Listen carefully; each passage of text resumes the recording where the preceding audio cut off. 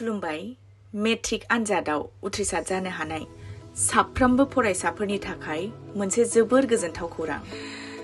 Kokrajhar डिस्ट्रिक्टनि थिथागुरियाव Bodoland star academy मुंनि गंसे गोदानै जुनियर हायार सेकेन्डारि कलेज गायसननाय जादों।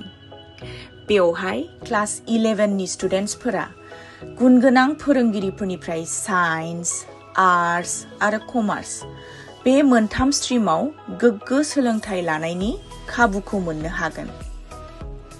बड'लेण्ड स्टार एकाडेमियाव एडमिशन लायोबा मा खाबु मोनगोन फै आं खिन्थानानै होनि। बेवहाय JEE बा नीटनि थाखाय स्पेशल क्लासेस मोनगोन। JEE बा नीटनि थाखाय मान्थलि मक टेस्टबो जागोन। केरियार काउन्सेलिं जागोन। इंलिश स्पिकिं क्लास लानो हागोन। बयज आरो गर्ल्सनि थाखायबो सेपारेट हस्टेल मोनगोन। दा बड'लेण्ड स्टार एकाडेमियाव एडमिशन सोलिगासिनो दङ। बिनिखायनो साफ्रोमबो फरायसाफोरखौ आंनि फारसेनिफ्राय एडमिशन लाफैनो थाखाय गुरैयै खावलायहरनाय जाबाय।